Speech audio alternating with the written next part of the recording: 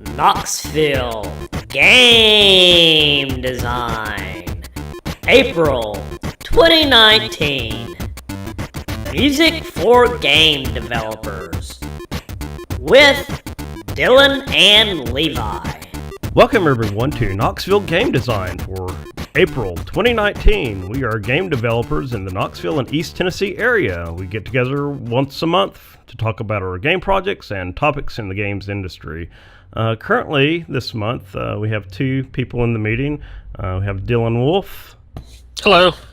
And he's in Lenore City, and developer of games such as Shifty Shapes and Retro Future. I'm Levi Smith. I'm in Oak Ridge, Tennessee, and you may know some of my games like Kitty's Adventure and TTY GFX Adventure. So this month we'll start out, I'll go ahead and start out with a little bit of news. Let me share out my screen. Share. So I heard this news a few weeks ago, that Unity is finally getting visual scripting. So it looks similar to blueprints in Unreal Engine. I don't know if what all the details are and everything, but I think it's supposed to be out in Unity 2019.2, so it hasn't been released yet, so in an upcoming release. So if you don't want to get into the full C# or JavaScript coding, this may make Unity a little bit more accessible to new developers, so you don't have to write code and everything. And also this month we have GM48 coming up, and it's actually starting next weekend. Let's see here. It starts April 20th and goes to the 22nd, Friday through Sunday. I think they're still voting on themes. I haven't talked with Joe Miller, so I'm not sure if he's participating in this time, but this will be, I believe, the week before Ludum Dare, because that's coming up at the end of the month. And yeah, I didn't bring that up, but we will be doing a get-together at Panera Bread on April 26th. You can actually go to our Facebook group, and there's actually an event page where you can actually sign up if you want to let us know that you're coming. But yeah, Ludum Dare, if you don't know, is a worldwide game development game jam competition. There's two different versions. There's the 48-hour jam and the 48-hour compo, which is where you work by yourself. You create all the assets and everything by yourself. And then there's a jam version, which is 72 hours. You have until Monday to turn your game in, and you can work in teams and use pre-existing assets in that. So so the Friday before the theme announcement, we'll be getting together at Panera Bread on North Peters Road. We'll start around 7 p.m. and the theme announcement happens at 9 p.m. Eastern Time. So usually we hang out for a few minutes after and talk about our thoughts about it. And I also want to let people know that you don't have to do the game jam to come and hang out with us. So if you just want to come out and hang out for a couple hours and talk about game development and things like that. Yeah, I'll show up, but I've got something else going on that weekend, so I'm probably not going to do it. Oh, okay. That's fine. Yeah, that'd be cool if you come out and show up. And I think Joe Miller will probably be there too. And we'll see who else shows up. Okay, back to news. Yeah, so Dylan, did you go to Codestock this weekend? No, I've been busy, and I did not think to get tickets in time.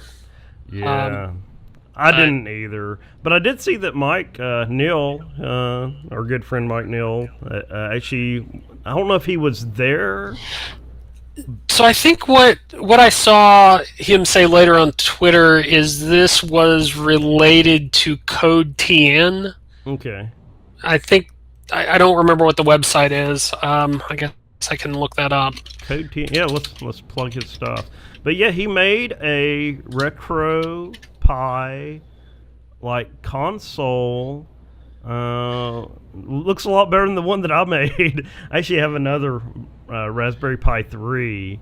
I think it's codetn.org. It's something he was doing with students. Okay. Is where I was going. Codetn.org.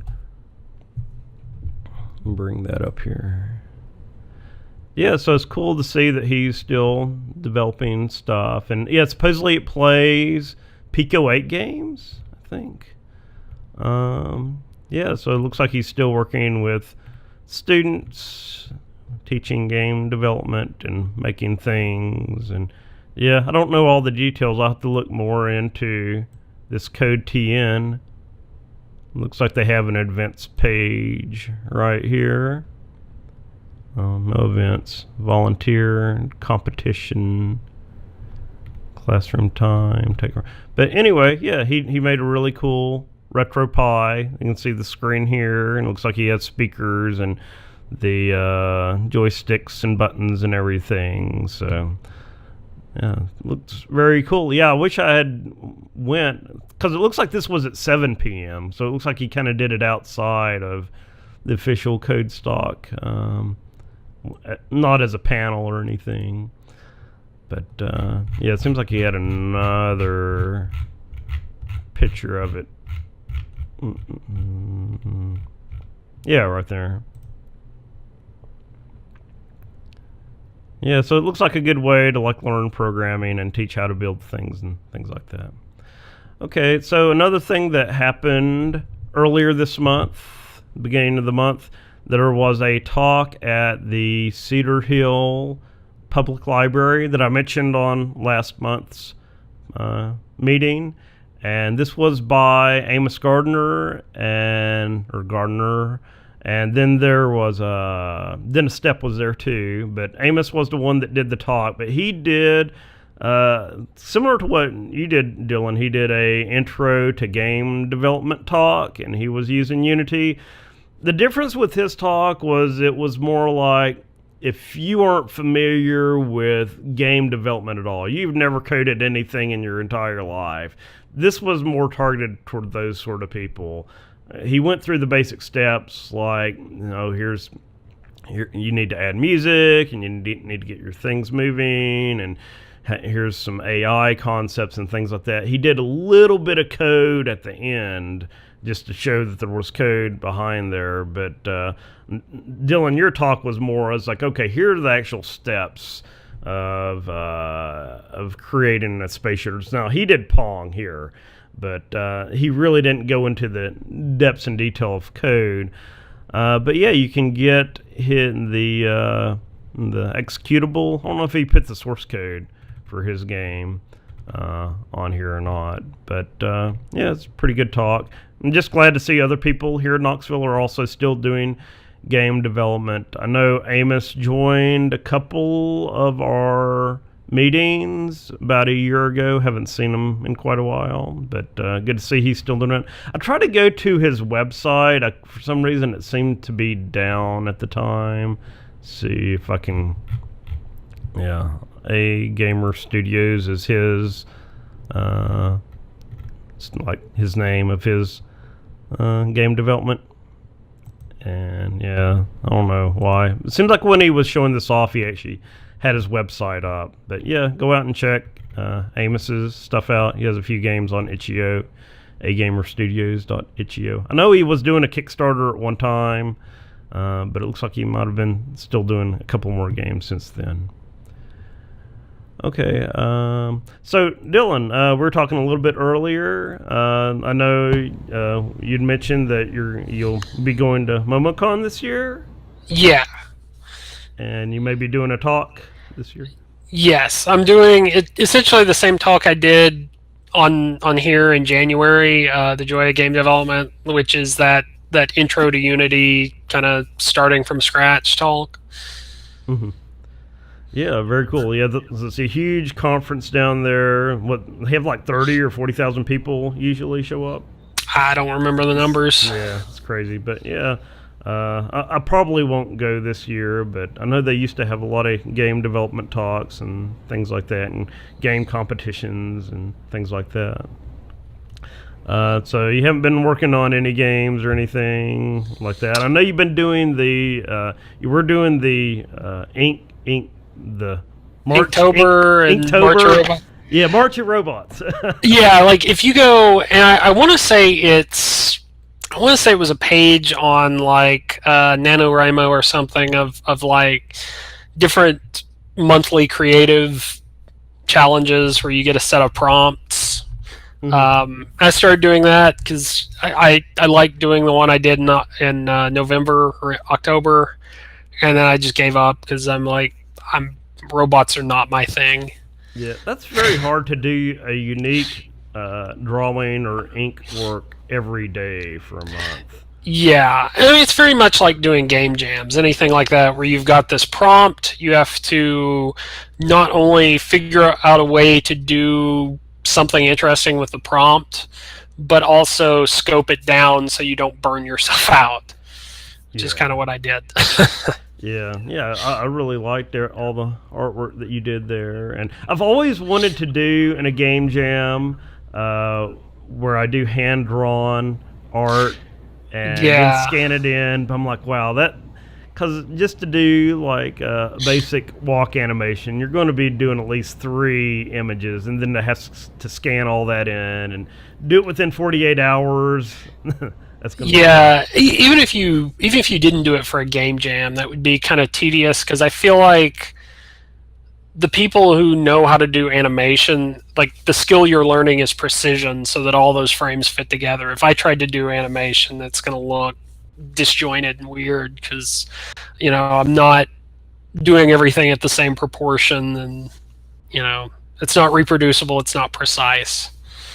Yeah, I work with a guy who's really into animation and like anime and things like that. And I remember I went to one of his presentation years. I think it was at Pelicon, like back in 2012. And he said like major art studios, they will like do. It's kind of like keyframes that I do in animation for 3D modeling. They'll do like a pristine frame, like 2 or 3 pristine frames. And then they ship all the work to do the in between frames out to some art form somewhere. Yeah, which I mean, I guess is a lot like big, like, large size game development where being able to, you have a whole bunch of people who are able to execute on this plan, not necessarily a bunch of people who are doing vertically everything soup to nuts.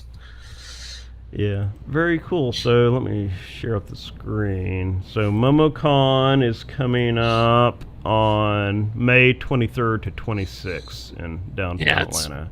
Memorial Day weekend now. Oh, okay. Seems like there's so many things that land on the same weekend. Like that last weekend, April, we have Ludum Dare. Then I think they got the Vector Conference in Kentucky that I've always wanted to go to, but it's like it's on a bad weekend. Yeah, I feel like there are seasons to this sort of thing, and we're hitting, one of the start of one of those seasons. Yeah, like the speaker conference season. Yeah. Okay, so check out Dylan's site. We were talking a little bit earlier. You did a article on Unity navigation, which we may talk more about on a future meeting, maybe. Yeah, it's mostly building navigation for controls, like using a controller, because that's something I didn't really, I haven't really looked at until I started messing around with doing a side scroller, and then I really wanted that experience to be good. I feel like we've talked about that before. I can't remember. Yeah, we did Unity UI text.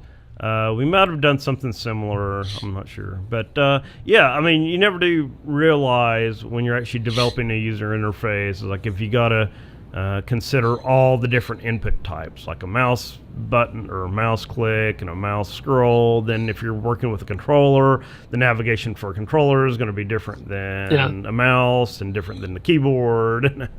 Unity's actually pretty smart about it, where like in that picture, if you see those arrows, essentially each element has an up, down, left, and right connector. Okay. And Unity obviously just uses your X and Y coordinates, to pre-populate those. So for most things, it's good, but if you want to really like fine-tune that experience, then you can set those explicitly. Oh, okay. And that's essentially what like most of that article boils down to. Very cool. Yeah, everybody can go check out the Unity navigation tricks on dylanwolf.com. So I've been working on a domino game. This isn't a part of any jam or anything. It's like, I just haven't played dominoes in forever, and I kind of wanted to. I never did learn all the fine-tuned rules and all the nitty-gritty details. So I kind of made a little domino game in Unity 3D, all 3D models and everything. And one thing I wanted to do is like add a whole bunch of options, so you can have multiple players and multiple points to win. You select your color, or have a totally randomly AI generated game, and and different styles of dominoes. So and check that out. I currently have that on Itch.io. I don't have it on GameJolt yet. Also have a video. If you want to hear me talk about it a little bit more in depth, go to levidsmith.com/domino-game, and you can find all the links and everything for that. Also started working, and another game that I haven't played in forever is Yahtzee. I found out that there's like a non-trademark version of Yahtzee called Yahtzee. So I was like, okay, if you make a Yahtzee game, but if you make Yahtzee, then Parker Brothers or Milton Bradley or somebody might yell at you. But the one trick about this is a quick Unity trick is if you're simulating or trying to program a dice throw, a real 3D die in Unity. I spent a couple hours on getting this right, but you can add an angular velocity like in two directions to get the spin going, but my dice wouldn't ever like really spin like a real dice would. So what the trick is there's a property, and I don't know, did I put it right here? Yeah, it's called max angular velocity, and that has a default of 7. And this is not in the Unity inspector, so you actually have to programmatically set that to a higher value, like 20 or 50 or something like that. Then it will start spinning naturally. Once I get this game looking a little bit better, I'll show that off next month. Okay, so the topic for this month is music for game developers. So this is basically just going to be a little bit of the math and science behind music theory, get into a little history and background just so you know what's going on when you do compose music in a program. I'll talk about some of the music generation tools that you can use, and also how to actually take, once you have your music resources generated, how you can add those to your game. And a few like tips that I have for composing music. So this is the stuff that I don't even know if they teach this in school anymore or not, but this is the stuff that you learn usually early on. I don't know if it's elementary school or middle school or what, but the basic pitches of notes. Pitches is what makes the notes sound low or high. Typically, these are called letters from like C, D, E, F, G, A, B, C, like in a C scale. Or like if you're a fan of The Sound of Music, Do, Re, Mi, Fa, Sol, La, Ti. It's kind of all the same. It's a major scale there. And then, so you have these scales, but you also have different octaves. So you can have those same pitches at a higher level or a higher pitch. So these pitches are represented by notes, and a note has a length. And so these notes are represented by these different symbols or notes here. You have the whole note, and everything that I'll be talking about here is usually in 4/4 time. Definitely recommend staying on 4, or the bottom number is 4, which means that the quarter note gets to beat. So when quarter note gets to beat, a whole note is just like this O symbol, no stem or anything. It gets 4 beats. A half note gets 2 beats, so it's also like an open O with a line sticking up. Quarter note is a filled circle with a line sticking up. It gets 1 beat. And an eighth note has like a little stem hanging off, and that gets half a beat. And 16th note has 2 stems hanging off. And this kind of follows the same pattern of the powers of 2 that I talked about in the previous month. 2, 4, 8, 16, you go to 32. There is a way to get like 3 beats, and it's like a little small dot next to the note. So you can put a half note with a little small dot next to it, and that'll give you 3 beats, or a beat and a half would be a quarter note with a dot. So that's kind of like what I'm talking about right here. And the length of the note, so I'm talking about beats here. So length of a beat really depends on the tempo of the music. So if your tempo is 60, that means there's 60 beats in a minute, which means each beat gets 1 second. 1 quarter note equals 1 second. So 60 beats a minute is a good starting place. You can actually go higher and speed that up if you want your music to be a little bit faster, or slow it down and make it go slower. And these beats, these notes are grouped together in what's called a meter. That's what that top number and that time signature represents. Typically 4/4 time is very common.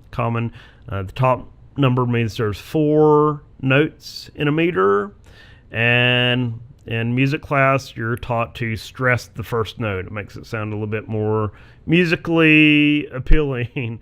But a lot of times you'll find out if you're using an electronic music generation program, every beat sound or every note sounds the same. The first note is not stressed. So it's just something to look out for. Some of the common times are 4/4, as I mentioned. 3/4 is waltz time, 1 2 3 1 2 3 1 2 3. 2/4 is march time, 1 2 1 2 1 2. And then there's also a 2/2 time, which is where the 8th note gets to beat. Now I stay away from 2/2 time or anything with the number that's different than 4 on the bottom. And also you'll hear 4/4 time referred to as common time. So instead of seeing this big 4/4, sometimes you'll just see a C right there. So there are various scales. The way I learned the different scales, like or actually different ways to write the notes on your meter there.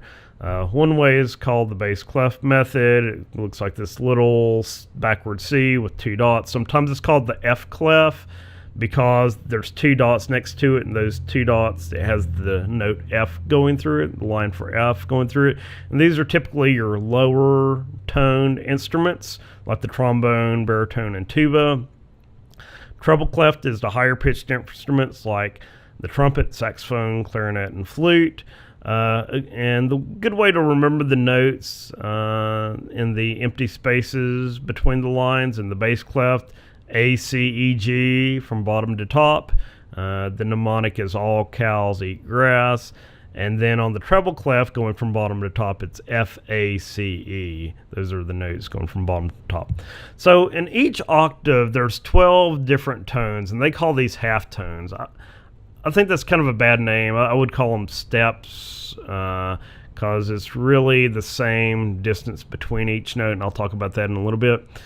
So basically you have, I won't read them all out here, but every note you have either a flat or a sharp, and basically like a B flat is the same thing as an A sharp. So it's just 2 different ways of signifying the same note. So either call them flats or sharps, they're the same thing. But you have 12 of these notes going from A to A in one of the octaves. But beware, there's no C flat, also known as B would be a B sharp, or no F flat or E sharp. So those 2 are missing. That's why if you look at a piano, there's not a black key between every single note because it's missing those 2 sharps. A scale is a subset of those 12 tones in an octave, and the way you can remember how the scale goes, it's whole, whole, half, whole, whole, whole, half. So you can start at any one of these notes. Let's say B flat's very common. I'll start at B flat right here. So a whole step is two like steps, or two jumps, and a half step is one jump. So we start B flat, so we're going to go whole to C, whole to D, then half to E flat, then whole to F, whole to G, then we're going to wrap around, then go another two, whole to A, then a half to B flat. And a lot of music is written in this major scale. It sounds musically very appealing to the ear and things like that. There's also concept of a minor scale, and it's whole, half, whole, whole, half, whole, whole. And typically you'll hear this in music that intends to get a sense of like sadness, or like Halloween music, spooky music, just things that give you a creepy feeling. But the scale that a lot of people use is a C major scale. That way, in the C scale, there's no flats. You just stay on the white keys. So one tip that I have a little bit later is to always just stay on scale. Here's a representation of the notes. So you can see here C, D, E, F, G, A, and this is in that Bosca Soil program that I'll talk about in a little bit. But you can see this whole, whole, half, whole, whole, whole, half relationship in this major scale right here. So this is how the notes are represented on some of the instruments. Here's a keyboard right here. As I mentioned, the sharps and flats are on the black keys, so you can play the C scale all on the white keys. On a guitar, it gets a little bit more complicated. You actually have to know where the sharps or the different notes are on the strings, but typically they go sequentially up the scale right here. It actually goes through each half step as one fret. I think a fret is like the distance between where these metal things that stick up here are, which is how you play the different notes. Here's a harmonica. You can get two notes out of each of the holes. You get one note by blowing in, and one note by breathing out. And my other instrument that I play is trombone. It has 7 different positions, and each position is represented by a tone. The way that I learned how to play is like, well, the first position is all the way in, second position is halfway between the bell and all the way in, third position is at the bell, fourth position is a little bit ways out, fifth, typically didn't use that very much, sixth is like an arm's length, and seventh was like, hey, we can't ever reach seventh because it's so far out. So okay, I'm going to do a live demo here and stop sharing. And so got my guitar over here.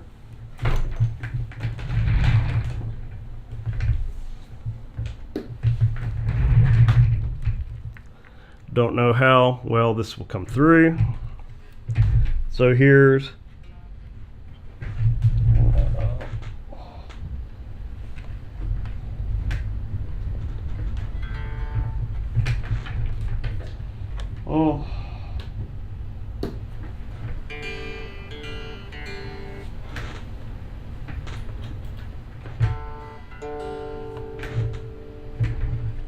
it's not coming through too loud, but basically your C is right here. There it goes. C, D, E, F, G, A, B, C.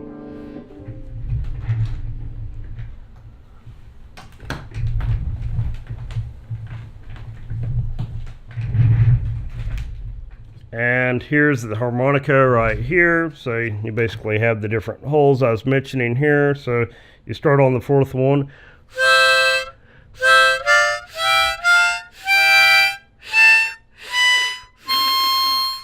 So went from C to C. The last two notes you got to go differently. You blow in and blow out.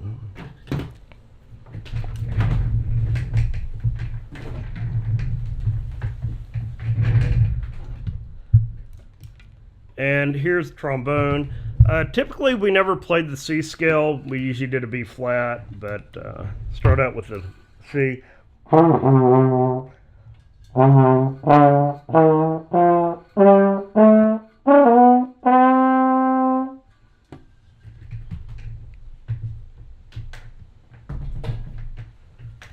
Yeah, so that's just a demonstration of the different notes on the different instruments. And go back to screen share. Share. So I typically stay on the C scale when composing music. There are other scales, and the meaning of the scales are really subjective. B flat, there's a really cool site out there. It's called Hook Theory, and you can look up a lot of different video game music, and typically will tell you the key, the scale that it uses. So for like Legend of Zelda, it will tell you actually what key it's in. I think you can actually change the key as well. But B flat, I think it's like majestic. It's the first one that we learned in band. There's reasons for that. But like the Final Fantasy Prelude, things like that. E flat is supposed to be like a little bit more cheerful, like a victory theme in Final Fantasy. And C is like things like Super Mario and Super Mario 2. The minor scale, like I mentioned earlier, sounds a little bit more creepier or makes you feel a little bit unsettled. So a lot of the battle themes in RPGs, like the Final Fantasy 4 and Final Fantasy 6 battle themes are in A minor. And that's just by going to this website, right? This Hook Theory, and I just like, you can type in Final Fantasy battle. It's a little bit slow, and typically it will like come up. I don't see it here, but you can like click any of these, and it will find that music and give you the notes. So if you want to take this and like play it yourself, it's a good way to get kind of like sheet music for all these songs and things like that. Like here's one in C minor, "The Dancing Mad" from Final Fantasy 6. Let's see if we can play that. Oh. You can either play it through their MIDI piano, or you can play it through YouTube, like the YouTube video for it. I'll go ahead and mention right now. So there's the concert pitch, which is matches the actual frequencies of the notes. There's also a thing called transposing instruments, like the trumpet and I believe clarinet, which are like actually tuned in B flat.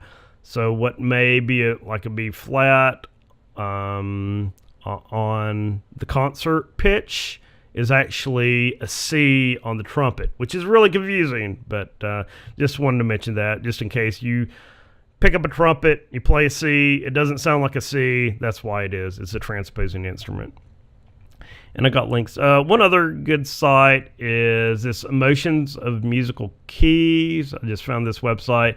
And it will actually give, like in one person's opinion, what the different scales, major and minor scales, give a feeling of. Like F, deep depression. I mean, this is all really subjective.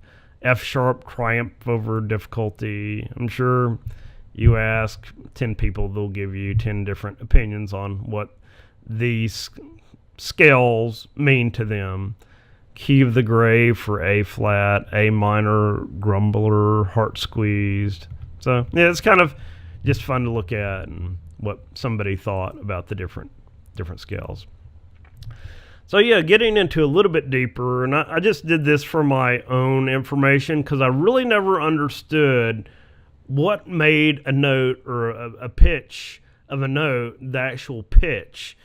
So, of course, you may learn in science class in high school, sound is created by airwaves. So if you go out in space where there's no air, you won't hear any sound. But here on Earth, we breathe air. Air isn't just for breathing, it's also for hearing sounds. there's two different types of sound or different waves. I think one's called like a transition. I forget what the first one's called. The one that sound is based on is called longitudinal waves. And that's basically the compression of the air molecules, how quickly those air molecules are getting compressed and decompressed. So basically all current music is based on this fifth A in the fifth octave. And that is set to 440 hertz. It's being compressed 440 times in a second. If you're really, really interested in how to get a little bit deeper into this, how the actual sound is generated by a speaker, you can look into Faraday's law. And so basically in a speaker, there's a little magnetic coil, a couple of magnets in there, and electrical current gets sent through there, and that I think that causes these parts to start shaking and oscillating, which makes the vibrations, which make sound. But there's a lot of videos out there, or a few videos. You just type in Faraday's Law or speakers into like YouTube or whatever your favorite video hosting website is, and you can find out a lot more better explained videos on that. So basically, sound can appear in different ways. The first way is a sine wave, and this is very similar to what the presentation last month. Basically just goes up and down, up and down, and up and down in a kind of like a parabola fashion right there. So for an A, you're going to see 440 of these peaks in a second.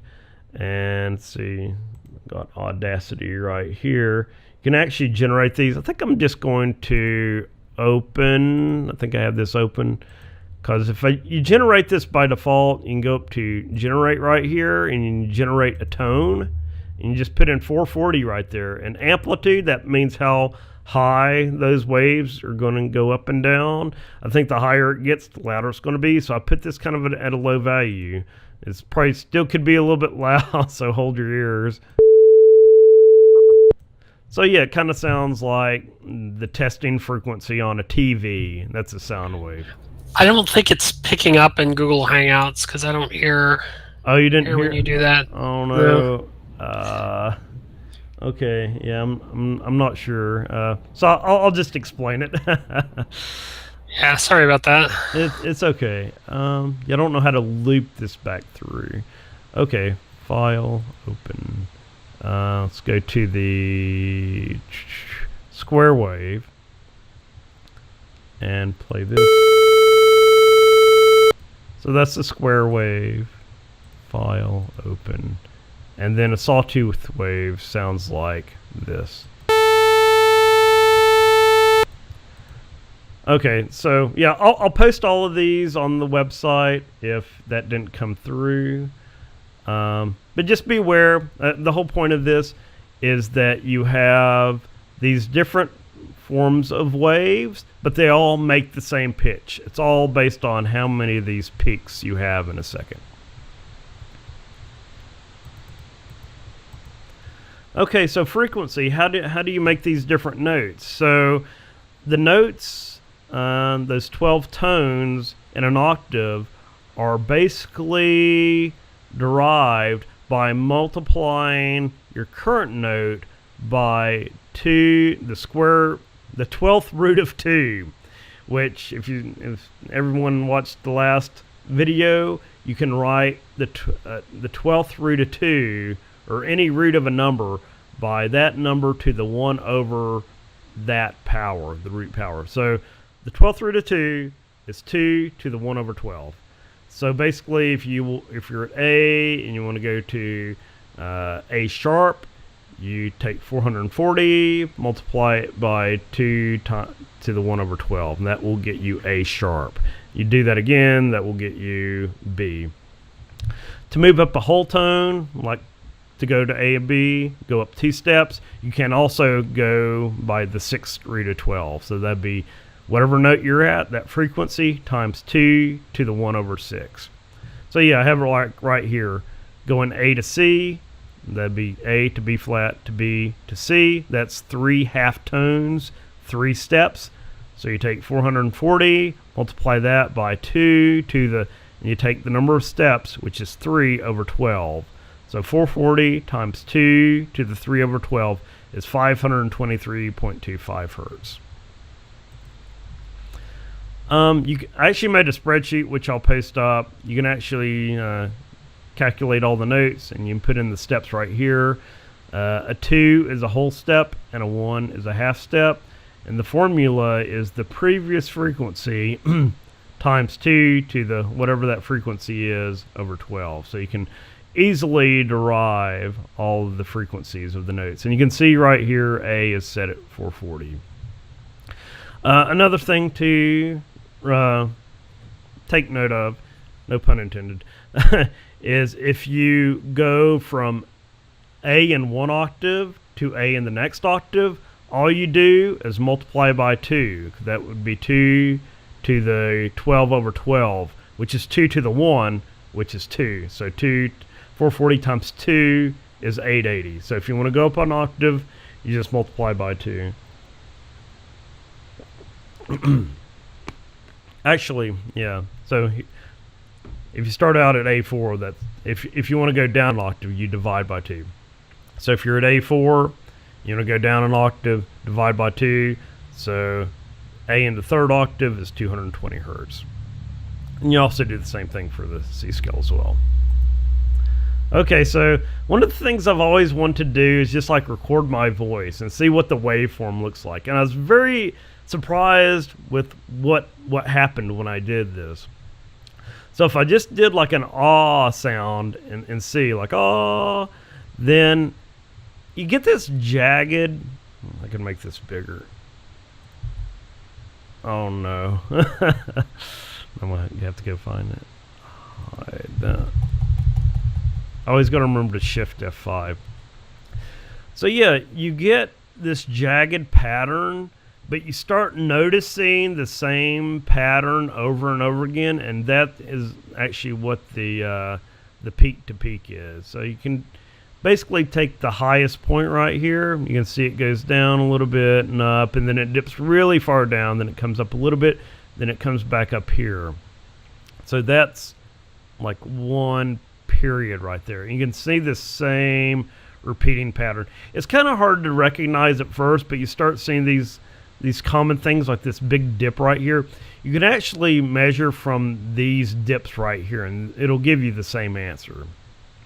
So in Audacity, by default, it shows like the distance between these two peaks in seconds, but we need a little bit more fine-tuned measurement, because seconds, it'll just say point like 003 or something like that. But if you go a little bit further, it'll still say 0.03. To get a more fine-tuned value, we can look at the number of samples. And you just click this down arrow in Audacity, and that will tell you how many samples, like how many times it's like sampled this waveform in this project, in this recording. So you click from there to there, highlight that, and it'll tell you it's 169 samples. Well, that doesn't do us any good. Well, how do we figure out the pitch from that? Well, if you look at the project, this project's set to 44,100 hertz, or 44.1 kilohertz, which is kind of pretty standard in audio recordings on computers. So what we can do is take the number of samples, divide it by 44,100, and that will tell us how long that is, a more precise value of how long that is in seconds. So yeah, we divide 169 by 44,100, and that gives us 0.003832. So that's the length of that waveform, that period, in seconds. So to get the hertz, we just divide that, or take 1 and divide that by that time in seconds. That will give us the frequency. So when I was doing this ah sound, it turned out to be 260.95 hertz. And if we look at the notes right here, A C is 261, so I was just a little bit under this C4 right here. A B is 246, and a C sharp is 277. What I found really interesting is if I did an ooh sound, like ooh, when I recorded that, it was like a perfect sine wave. There's like a little bit of distortions in here, but I was really surprised how perfect of a sine wave that was. I measured that, found that there's 167 samples, divided that out by 44,100, and got 0.003787 seconds. Put 1 over that and got 264.07, which is a little bit higher than C4. And this C in the 4th octave is also known as middle C. Okay. And talking about my instruments from earlier, I did a recording on the trombone, and it gave another interesting waveform. Kind of goes up and it dips down really low, and then it kind of comes back up and down before it hits this like middle 0 line. Then it kind of keeps wobbling up and coming all the way back up. So if you measure that, there's 165 samples between peaks. Do 165 by 44,100, and you get a frequency of 267.27. So that was a little bit high. Like a trombone, you have the tuner bar in the back. You can pull that out a little bit if you need it to be a little bit flatter, so that could help with the pitch. The harmonica had a really jagged waveform right here, but you could still see the repeating pattern right here. And it came out to be 167 samples, which turned out to be a frequency of 267.07 hertz. That was a little bit high. I'll also mention one reason for the jaggedness may have been the air sound. So it might have been getting a little bit of that airy sound in the background too. And then on the guitar, it had a really interesting waveform. So it went up circular, then it dipped down, then it kind of jutted back up, and then it went down again, and then it had the circular pattern again. So if you go from peak to peak, is 169, which turned out to be 260.95 hertz, which was pretty close to middle C right there, just a tad bit lower. Yeah, and I was kind of looking up things about hearing range. Humans can hear anywhere from 20 hertz to 20,000 hertz. Different animals can hear in different ranges. For instance, cats can hear, they can't hear as low as humans. They can hear from 55 hertz, but they can hear a lot higher. They can hear all the way up to 79,000, almost 80,000 hertz. And dogs, their hearing range is a little bit narrower, from 67 hertz to 45,000 hertz. I did a personal test just generating tones in Audacity and seeing what I could hear. And I could hear all the way down to 21 hertz. It was very faint, but I could hear it. I've read some things online. Some people say that, well, maybe your computer speaker can't generate all tones, so that could have something to do with it too. At 40 hertz, there was like physical shaking from my speakers. Then I went all the way up to 10,000. Is very, very high, unpleasant to the ears.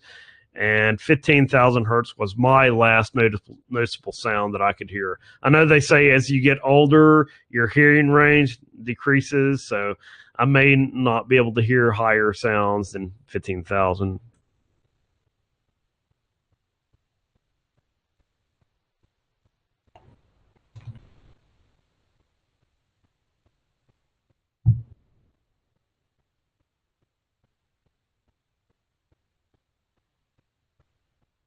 Oh, okay. Yeah, I think we've all done like the hearing test at the doctor's office. So that's the much better way to figure out. I wouldn't do it through Audacity like I did. That's not a very not medically approved way of a hearing test. But yeah, I know they've done that like on my driver's test and things like that. Test your hearing just to make sure that you're not deaf when you're driving a car or anything. Oh, my screen sharing's. Oh no. No, yeah, I turned it off for a second, and then I tried to share again, and now it looks like I'm crashing. I have too much stuff going. Oh no. Let me close. I'll be right back. I'm going to close Chrome here and restart. If I can. Close per.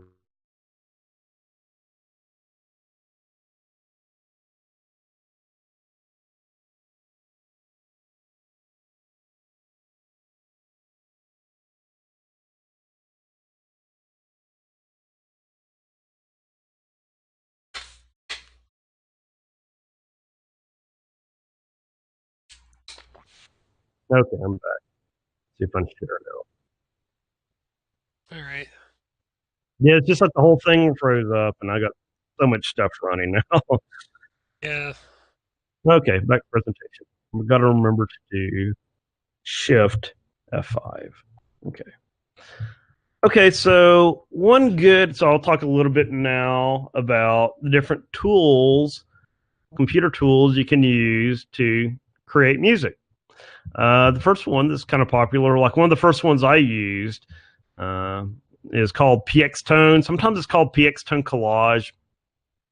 One issue about this one is it's developed by a Japanese developer, so the whole website is in Japanese. I'll put links to it on the website in the show notes. So basically, you just got to look for the download link.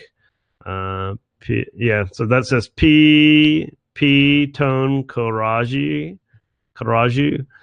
Pixton Collage downloads. Just click on that.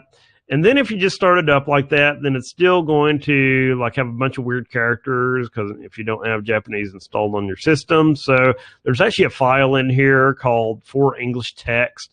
The only thing that says in this file is to delete the Japanese.ico file for English menus. So you just go in there, delete the Japanese.ico file, and then you'll get English menus. Basically just run ptcollage.exe. It's a little bit different. You have to add a voice, and it calls the different instruments voices. Then you add a unit. I can't remember what a unit is, but I just know you got to add it. And then you can use your keyboard to write notes. Use left click to drag to make a note. Use right click to delete notes. You can export your sound. You can only export your audio in WAV, Windows format. But you can convert your WAV file to MP3 or OGG in Audacity. I think there's one step in Audacity. If you have to download this MP3 add-on. It's not really an add-on. It's just like a file you got to install. So if you've never used Audacity before and you want to export MP3, there's maybe one additional step in there. One thing I like about PX Tone is that the flats and sharps are different colors. So if you just want to stay on the C scale, you just use the white keys. And the keyboard on the side is helpful. They don't have the individual notes listed, but you can figure it out by going up the scale. Let's see. Oops. Close that. Make sure I'm still recording. So here's PX Tone Collage right here. I already have a song loaded up. I did Mary Had a Little Lamb, and just press play. I don't know why it's not showing where it is. Yeah, I thought it had some little thing that showed where you're at. But so basically, here's your voices. You press the plus sign. You got all these different beeps and drums that comes with it. And I think there's another folder, maybe this one. So there's a lot of different instruments that you can use. You just go into Unit, you press Add, and you pick the voice that you just added and give it a name, like new instrument. You can get in your keyboard right here and just start dragging these notes out.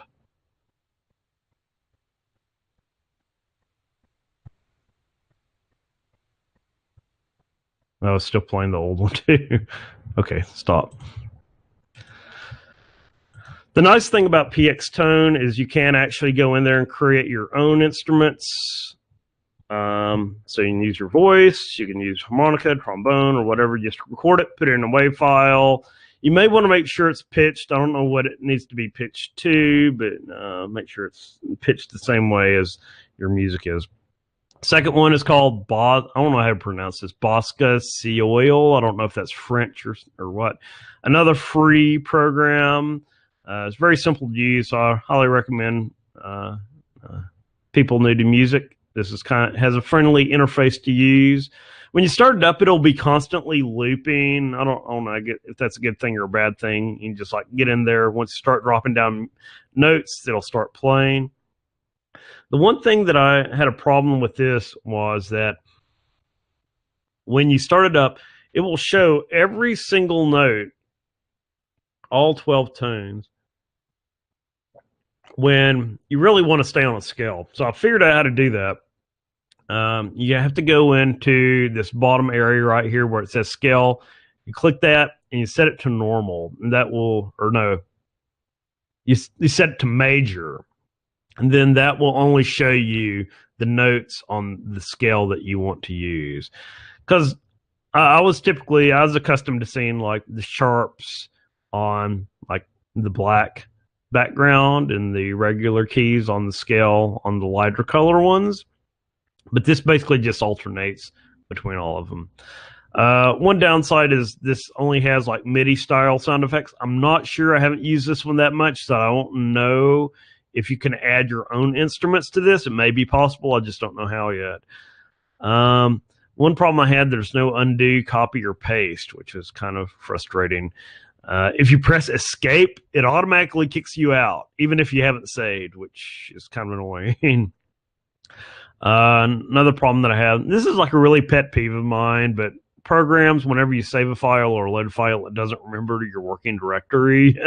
So you have to dig around and find your project files every time in the file structure.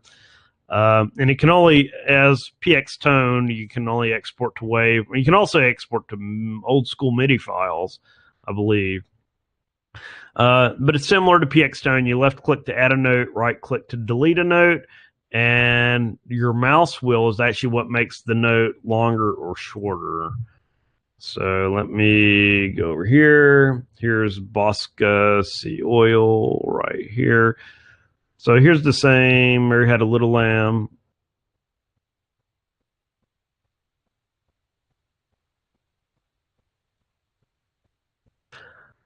It has a concept of an arrangement. So you only have like 1, 2, 3, 4 meters to work with. Then you have to create a new like segment in your arrangement to do more notes. But yeah, you just see if I can delete. You can just right click to delete those. And well, I don't know if I could add a new one. I'll just show like going up and down, add notes like that. And got to go back to file, play that. Yeah, I guess I deleted this whole thing. But to delete notes, you just right click, and to make them longer, like if you want a whole note, you just mouse wheel up, and that'll give you a 4-note beat. Okay, so that's Bosca Seal. And you can also export to WAV or MID right there. You can change the meter size if you want 3 or 2. Like I was saying, I think this program, it plays all the notes stressed the same, so it really doesn't stress the first beat or anything. The one that I have been using for the last few years is called GarageBand. It's also a free program, but it's only for the Mac. I think it actually comes installed with the Mac. If not, you can find it in their little app store. I like it. It has tons of instruments you can use, and each instrument has a lot of different options. So you can like pick any of these instruments, and you can change how those instruments sound. It has a lot of options for like electronic and dubstep instruments if you're into that type of music, electronic style music. Another thing that I like about GarageBand, it has generated drum tracks. I've always wondered if this bent the rules of Ludum Dare, because it almost sounds like a song. You just like, I think I have it on the next slide. you have like these different drummers who can have like different drum sets, but then they have like these different beats, and you can just drag this little circle around and click this circle so you can have either a simple or complex beat, a soft beat, or a loud beat. You can pick which parts of the drum set that you want to be used, and it will generate a whole drum track for you. So I'm thinking, since it's generated kind of like BFXR, I guess it's okay since it's not a pre-existing asset. The big thing to look out for with GarageBand that took me a long time to figure out, you have to hold the command key plus left click to add notes. So here's like where the notes are right here. You got to hold command while you press the left mouse key. Otherwise, it's just going to click around. You're not going to add a note. There's a couple of different options. There's also a piano roll, and this is more of your traditional note scores. I found this kind of difficult to use, adding notes this way. Then you also have the more traditional, I guess, option of pressing the red record key. And then you can use this musical typing to actually play the notes. But I only recommend that for like expert musicians, because I find it much easier just adding quarter notes and half notes using this method right here, and not having to play the piece in real time. When you start GarageBand, there'll be a metronome that'll click to try to keep you on beat. I recommend turning that off if you're not using it, because if you leave it on and you export your music track, then it will include that metronome in your audio file, which has happened to me before. So in GarageBand, you can export your song to either MP3 directly or a WAV file. You just go to Share, then export song to disk. The one annoying thing about GarageBand, since it is only on the Mac, and I typically do game development on Windows, is getting that MP3 file over to my Windows machine. There's a few different options for doing that. There's something called the SMB protocol. I thought it was for Samba, but it actually stands for something else, which I don't remember. But you can use that, kind of set up a share on your Windows desktop, and if you're on the same network, you can connect directly using the Mac and transfer it that way. You can always use like an old thumb drive. However, I don't think my new Mac has a USB port. I think I have an adapter, so you can always plug in a thumb drive, or you can use a file hosting share service like Dropbox or Google Drive. You can copy up your file that way, then pull it down on your Windows machine on the other side. So I have a sound file of GarageBand. Yeah, I thought about doing a live demo of GarageBand, but that would require me to have a Mac and Windows up and running at the same time, which I really didn't want to get into. So I'll just play, if I can find it real quick.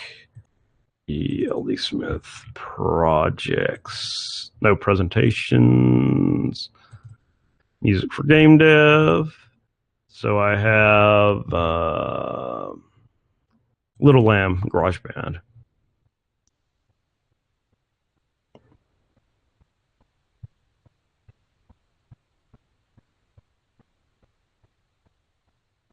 So you can really hear that drum beat in the back that adds a lot, and the music, the notes are stressed and things like that.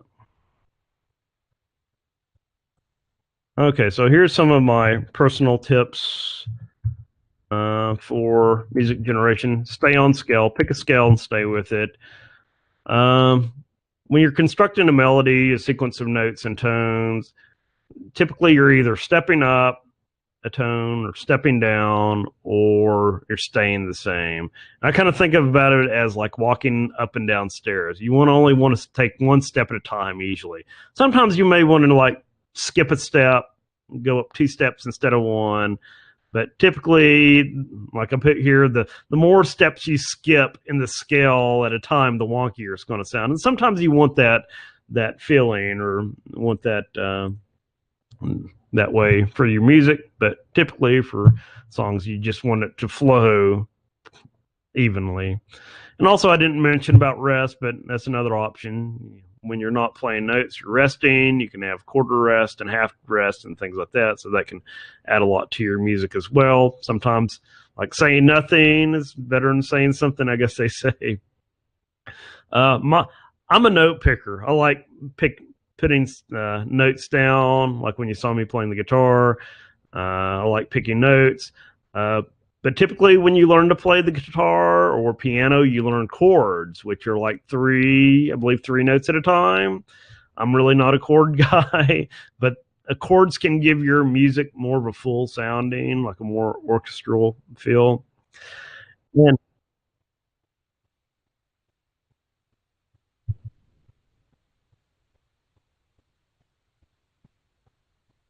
You're not trying to pick out single notes every beat. You're changing notes maybe once every 4 beats or something like that.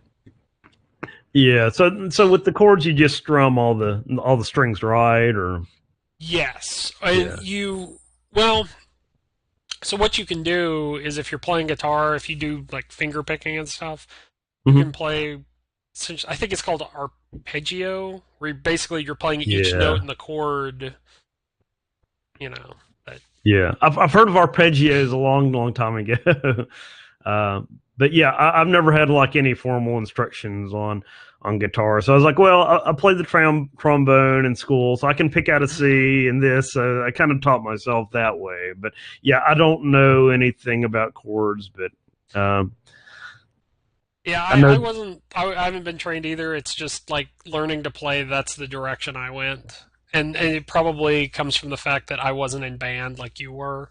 Because I Yeah, feel like everyone who was in band goes for individual notes because that's what they're used to. yeah. Because Dylan, I remember in some of your earlier games, you played. What instrument did you play for that? I think it was Um, like your Shifty Shapes game. Mostly guitar. I've got a guitar, I've got a mandolin, and like I know a handful of chords on mandolin and that sort of thing. It might have been the mandolin. I think you're using because I remember it's a little bit higher pitched than a regular guitar. I think. Yes, yes. That's actually in some ways that's easier to play because it's essentially 4 notes, 4 strings instead of 6. Yeah, I've always wanted to like get a banjo. I like instruments. I just never really I do like when I. have. I actually did buy a banjo as well. I'm not good at it. It's so much weirder than the other two to play. Although the interesting thing is it is tuned to G. If you don't hold any notes down and you strum Oh, it, you get a G. So all you yeah. have to do is like you can literally just move up the neck, but it's actually feels like it's built more like the instructional books you get suggest you play individual notes, Oh, okay. whereas some of the chords just really tough for me to do. Yeah, I really like instruments. I've seen some like videos on the internet. It's like, oh, here's a $50 flute that you can get on Amazon or something, and here's like a $2,000 flute, and they'll play the same two different flutes. And it's like, well, I really don't hear a difference. I kind of just want something cheap to just learn how to play. Yeah, that's essentially what I did with the mandolin. I think I got that on a Black Friday sale from like Guitar Center for $40. So that's kind of the way I approach stuff like that: is buy something cheap, see if you actually stick with it, and then if you do, then invest. If you want to like become a professional in that I instrument, then I feel like learning to play instruments when I did, I'm never going to become a professional. So yeah, me neither. But yeah, that's like this harmonica that I got. I mean, it's like $6 at Cracker yeah, Barrel, and it plays all the well. Yeah, I don't know if I mentioned earlier. It doesn't play flats or sharps, but it plays all the notes that you need to play a song. And yeah. If you were going to do that professionally, you'd buy like I'm going to buy my here's my harmonica in the key of C. Here's my D key harmonic. Here's my G key. exactly, You and it know. probably has a lot better tone quality too. Yeah. But yeah, that trombone it was like $1,000 back in like late 90s. They're probably a lot more expensive now, I guess, because of the metal they're made out of and everything. And Oh yeah, just like that's going into band is an investment. yeah, yeah, because they had like the cheap ones that you could use, but it's like the horns that everybody has been using for like the last. You don't know who's used it before you, so I was like, yeah, Yeah, I kind of want to invest in my own if I wanted to be doing this for like 4 years. yeah. Anyway, I Okay. didn't mean to derail. Oh no, you're fine. Sure. Um. Okay. So I'm not a note picker. Okay. So once you have your melody, what I do is like if I have my Mary Had a Little Lamb, then I'll copy those notes and then I'll paste them sometimes as a different instrument. So you got like the 2 or 3 different instruments playing the same little melody. Sometimes you can take those same notes and just pull them up and make them a little bit higher, and that gives your music a little bit different feeling. And then I have like the what I call the dueling banjo method, which is kind of like what I was talking about. You take the same melody, put it in 2 different instruments, but then you can take that melody and paste it in both instruments, and then start deleting individual notes from each side. So you have kind of like these 2 instruments talking with each other, or like filling out what the other one isn't playing. And so looking at music, typically I've noticed when music is written on a certain scale, then it either starts or stops on that note in the scale. I think that's just a general convention. And also, a lot of times you want to have background tracks to make your music have more of a full sound. Your background track is generally going to have longer notes, and generally your bass, your lower notes. What I try to do is in these long notes, I always try to match the pitch of that note that it starts on with the pitch and the melody. So you kind of have this where the 2 notes come together, basically, and it makes it sound a lot better. And as I mentioned earlier, you can generate drum tracks in GarageBand. One trick that I do for pretty much all of my Game Jam games is for the title screen. I'll basically take the melody, the song in the game, while the main game is playing, and duplicate that. Then I'll take out like all the extra instruments, just like have only one melody. Then I'll slow that down considerably, and maybe even take out like the background tracks. And that will make your title screen sound. It will have the same like theme and feel, but just at a lot slower pace, a lot slower tempo. So once you start playing the game, you kind of hear the same thing, but it's like a lot faster tempo, which is good for a game that's kind of fast paced and action and things like that. Okay, so let me go ahead and start up Unity before I start talking about this. Unity. If I can find it right there. So in Unity, if you want to, once you have your MP3 file, I think it does AUX too. I'm not positive about that. I know it does waves. What you want to do is drag that into your assets. I usually create a new folder called audio. And typically in audio, I have 2 more folders, one for specifically for music and one for sound effects. So you want to drag in your MP3 file into there. And then you want to create a game object. You just call mine music. And then you want to drag your audio resource on top of your music game object. And typically, most of the settings are good. I remember in old versions of Unity, you had to change the spatial blend from 3D to 2D. Otherwise, if your game object isn't at the right location, then you won't hear it, which is good for some applications, but not for background music. But now, by default, it sets the spatial blend to 2D. The one thing that you want to do, by default, it has play on awake checked, so make sure that's checked. considering that you want your music to start when your game starts, when your scene starts. But you also want to check loop. Otherwise, your music will only play one time and then stop.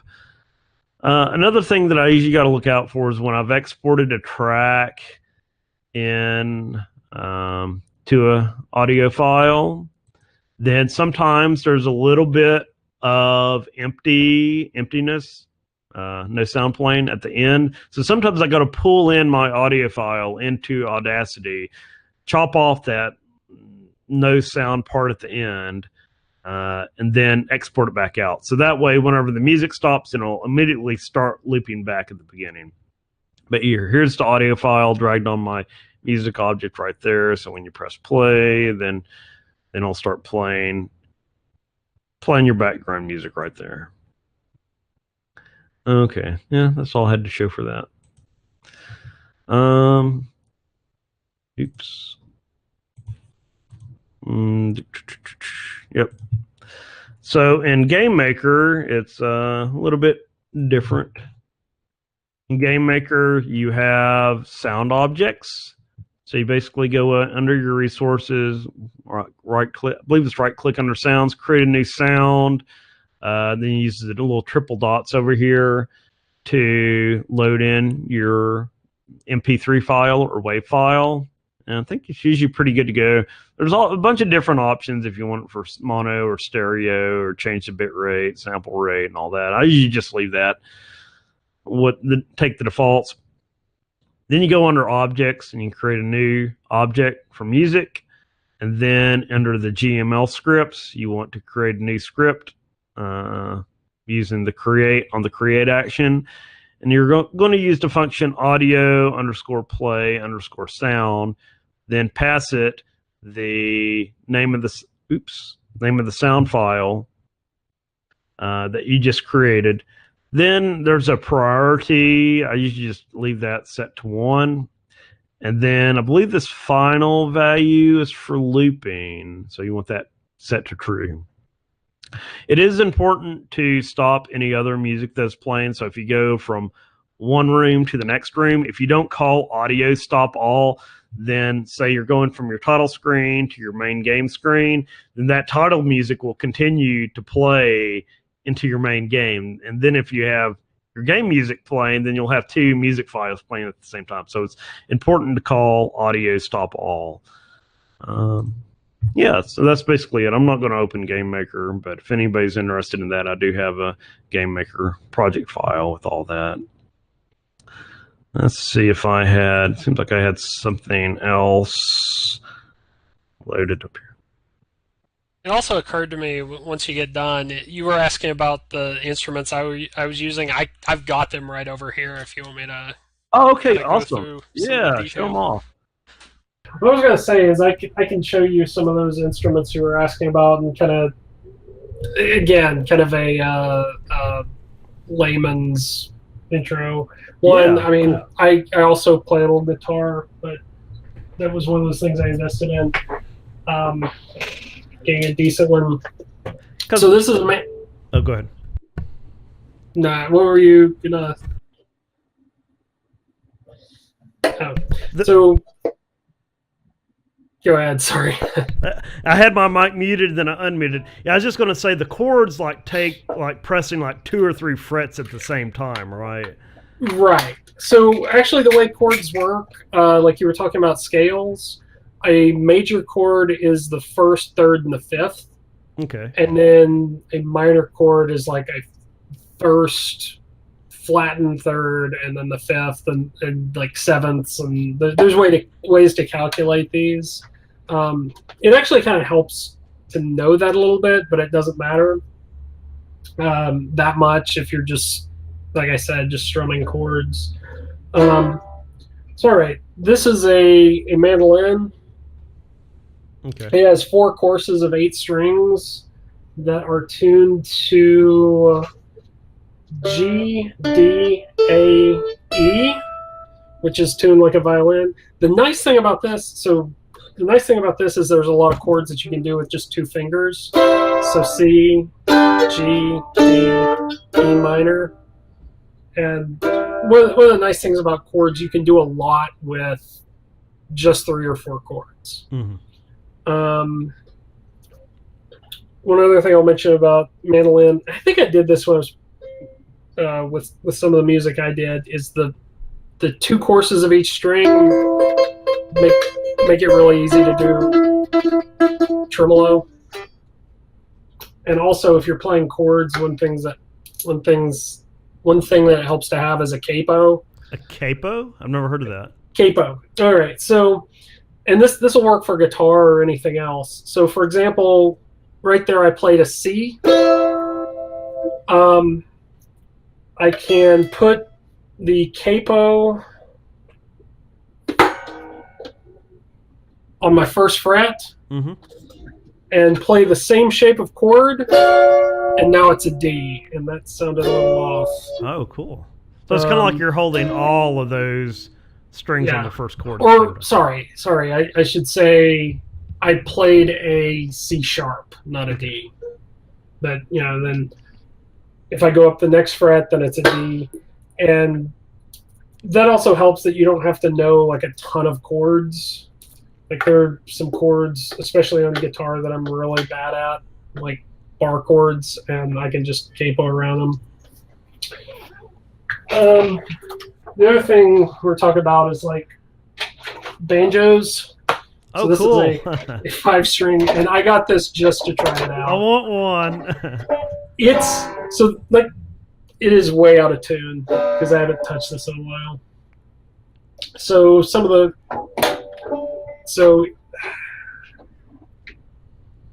let me look this up. Okay, it's tuned to G, D, G, B, D. So if I strum it, that's a G. A, or G sharp, A sharp, B, C. All I have to do is, but yeah, it's mostly,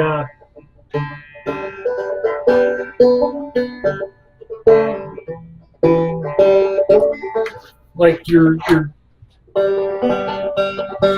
like there's a lot of different patterns for picking. So you can either pick or strum it. That's pretty cool. Yeah, like it's more suited for picking. You'll like what you think of as a typical banjo sound is like a very particular strum pattern. Mm-hmm. Anyway. Very cool. Yeah. I know we have like a Cider Town music off of Clinton Highway, kind of close to where I live. I think they have a lot of like more folk style traditional instruments. Yeah. I've heard of the place. I've never actually been out there. I've driven by there plenty of times. I've just never been in. But yeah, and like I said, if you can buy cheap ones if you find, like, you're still going to pay like $50, $100, but it's not like, oh, that's not bad. Yeah, I'm just not wanting to get it like, if we're talking over 1,000, then it's like, I don't know. Yeah. I mean, I think there are a lot of options depending on, if you actually want like solid wood or whatever. Very cool. Let's see if I can go back to, yeah, I lost everything here. Oh my goodness. See, I think it's in my notes. Let me bring up Notepad here. Go ahead and share. Hopefully power doesn't go out again. And yeah, the wind keeps blowing out there. Okay, so whenever you install a new version of Unity, it gives you a certain set of template files. So whenever you create a script in Unity, and you open it up in Visual Studio or whatever, it's going to give you like your standard imports, like using Unity Engine, your start method and your update method. So there's this particular folder, like if you go into Program Files, Unity Editor Data, Resources, Script Templates, you can open up new behavior script. Open it up in something that I can read it in. That actually handles like new lines correctly. Yeah. So, okay. So I modified this one.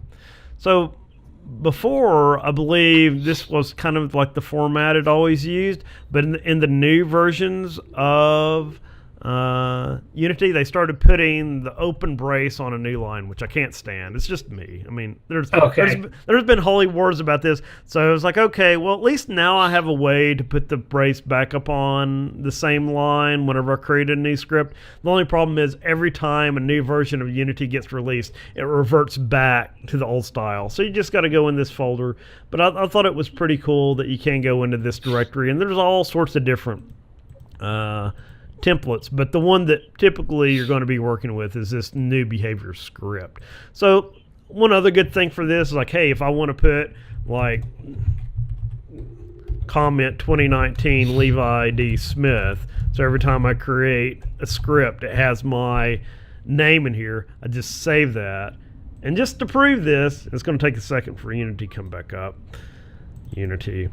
Whenever you create a new script, it should have that there already filled in for you. Yeah, I don't know if this is. Do you use Visual Studio or what? Yeah, I use Visual Studio. Okay, I've started using Visual Studio Code. Okay. A little more. One nice thing and this probably exists for Visual Studio too. There's an extension called Prettier. Okay. You can define rules for that will, like, if you want that brace to be on the same line as your opening function, you can define rules, and whenever you save the file, it'll just go through and put it up there. Oh, I didn't know that. I know when I went to Amos's talk, he was talking about Visual Studio Code. It isn't hard to like change your editor in Unity. I think it's just no, right there as an option. I've heard a lot of people talk about Visual Studio Code. I just haven't jumped on the bandwagon, I guess. It's a little more lightweight, I guess. Like, that's why I started using it. If I'm doing actual like .NET web or desktop development, like .NET framework, I would typically prefer to use Visual Studio that kind of takes care of a bunch of stuff magically in the background. Visual Studio Code is a little bit better if you're doing something like Unity where you're not running directly from the IDE, or if you're doing like .NET Core or Node development that doesn't really depend on, you're doing more stuff from the command line than you are from a GUI.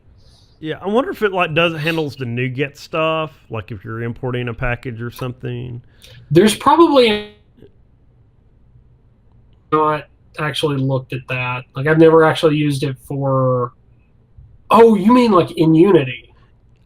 Well, yeah. So like if I want to use a NuGet package, usually I go into my script, and then that will open Visual Studio up, and then I can go in there and import whatever DLLs that I need. So I'm wondering if Visual Studio Code would handle that, or if that's built into Visual Studio Code. I don't know. I've never, I haven't used NuGet with it. Yeah. Yeah, that's something I can look into. Yeah, I can't remember where the setting is. Editor, Unity Remote version. Unity has you're in project settings. Go to it might be under edit, preferences. Yeah, I always get preferences and project settings mixed up. Yeah, so it's going to be under external tools, I think. Oh, there you go. So you can just change Visual Studio to whatever. You'll have to browse for it wherever it's installed. Then just find the Visual Studio Code exe or something. And it knows what it is. Because I've actually changed this to Notepad++, Notepad++ or VIM before, and it seems to work fine. Yeah. You just got to find. Let me see here, just to prove this works. Notepad. Program files. Maybe it's under Program Files 32 or x86. Oh, Notepad++, there's the exe. So close that. Oh, there you go. So it automatically fills this parameters in for you right there. So I want to go and create a C# script. Just call it hello. And if I double click this, boy, that one's blowing out there. Okay, so yeah, it opened up in Notepad++, and it has my 2019 Levi D. Smith there. But like I said, the problem is like every time you install a new version of Unity, then that gets erased and you have to reset it. So I guess you could write a little script that automatically resets it every time. I don't know. But yeah, see if I can change this back to Visual Studio. Then close that. No, I should be able to just double click on that. Now it's opening up in Visual Studio. So yeah, a little tip out there if anybody wonders how to change your editor in Unity. Okay, I guess that's gonna wrap it up. Dylan, did you have anything else you wanted to share? Or? Yeah, I think I'm good. All right. Well, thanks for hanging out today, and yeah, visit Dylan. He's dylanwolf.com on the web, and Dylan Wolf on Twitter and social media. I'm levidsmith.com, GA Tech Grad on social media, Twitter, everywhere else. Check out knoxgamedesign.org, website for all our latest events. Remember, Ludum Dare Kickoff is coming up at the end of the month for anyone out there who wants to join us for that. And you can listen to the audio of this meeting on iTunes and Stitcher and Pocket Cast and Overcast and a lot of other places. And you can find the video on YouTube. And leave that in, and that's it. So thanks everyone for watching, and we'll be back in a month.